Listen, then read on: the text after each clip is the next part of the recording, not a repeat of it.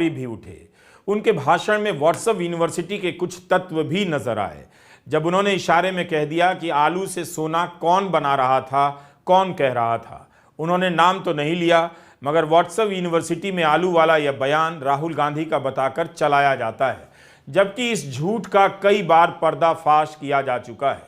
अमर कुमार बावरी का इसका जिक्र करना बता रहा है कि व्हाट्सएप यूनिवर्सिटी का झूठ कहां कहां पहुंच गया है। कितनी बार आलू वाले बयान का पर्दाफाश किया गया, मगर बार बार दोहराया जाता रहता है।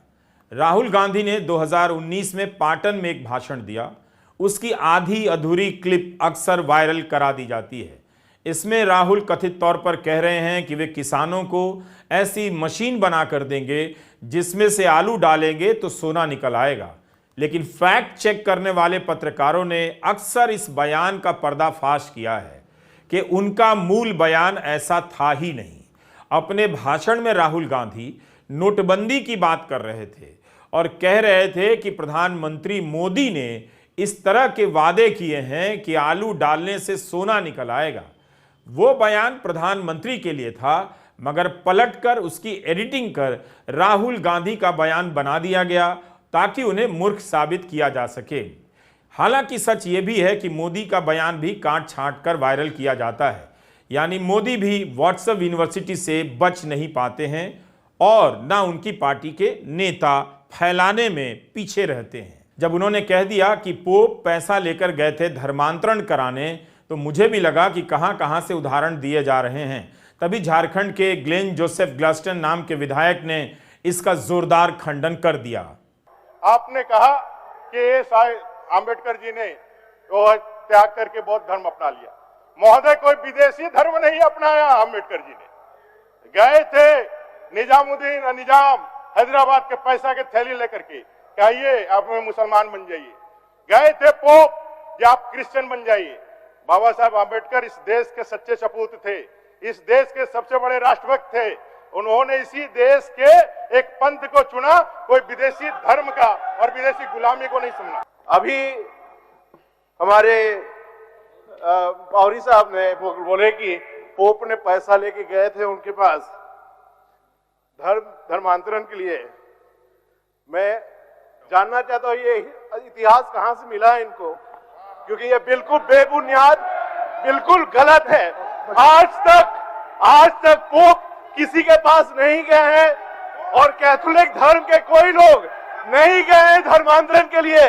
मैं दावे के साथ बोल सकता हूं ये बहुत जरूरी है कि आज के नेताओं को व्हाट्सएप यूनिवर्सिटी के ज्ञान से मुक्त कराया जाए।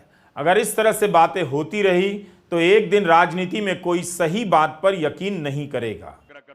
विधानसभा में गठबंधन के विश्वास मत हासिल करने के थोड़ी ही देर बाद रांची के एचईसी मैदान में राहुल गांधी की सभा शुरू होती है। राहुल गांधी ने कहा कि केंद्र सरकार और बीजेपी दोनों चाहती है कि एचईसी बंद हो जाए और उसके ऊपर अदानी नाम का नेम प्लेट लग जाए। इसका निजीकरण करने के फिराक में है। आपको याद होगा कि पिछले साल चंद्रयान के बाद एचईसी से जुड़ी खबरें आई थी कि यहां के कर्मचारियों को महीनों से वेतन नहीं मिला है। राहुल गांधी ने अपने भाषण में उन सभी की बात की। उन्होंने कहा कि उनकी सरकार आई तो एचईसी को मजबूत करेंगे, प्रतिस्पर्धा के लायक बनाएंगे, मगर इसका निजीकरण नहीं होने देंगे। यहां पे आपकी सरकार को ये क्यों हटाए? क्योंकि ये इस बात को एक्सेप्ट नहीं कर सकते हैं कि झारखंड में आदिवासी चीफ मिनिस्टर है। ये इस बात को एक्सेप्ट ही नहीं कर सकते। इसीलिए इन्होंने हमारी सरकार को हटाने की कोशिश की और कांग्रेस पार्टी, जेएमएम सब मिलकर बिल्कुल इनके सामने एक लाइन में खड़े हो गए। और क्या हुआ? सरकार बच गई। ये हर प्रदेश में करते हैं। जहां भी उनको चांस मिले, ये या सीबीआई का प्रयोग करके, ईडी का प्रयोग करके, इनकम टैक्स का प्रयोग करके या पैसा देकर ये यही काम करते हैं। लोकतंत्र पे ये आक्रमण कर रहे हैं, संविधान पे ये आक्रमण कर रहे हैं, क्योंकि ये जनता की जो आवाज है इसको दबाना चाहते हैं। और कांग्रेस पार्टी, हमारा गठबंधन, इंडिया गठबंधन, लोकतंत्र की जो आवाज है उसको कभी नहीं दबने देगा। इतिहास नीतीश कुमार और हेमंत सोरेन के बीच तुलना करेगा। वह यह जरूर जानना चाहेगा कि नीतीश कुमार किस दबाव में तेजस्वी को किनारे कर बीजेपी के साथ चले गए, और झारखंड में क्या हुआ कि हेमंत सोरेन को गिरफ्तार करने के बाद भी गठबंधन पूरी मजबूती के साथ डटा रहा। हेमंत सोरेन भी नहीं झुके। हेमंत सोरेन जैसे ही विधानसभा पहुंचे, कैमरों की भीड़ ने जिस तरह से उनका स्वागत किया, उससे लग रहा था कि इस गिरफ्तारी ने उनकी जमीन मजबूत कर दी है। उन्हें पता है कि ईडी की गिरफ्तारी के बाद वे लंबे समय तक जेल में डाल दिए जाएंगे, तब तक बहुत कुछ बदल भी जाएगा।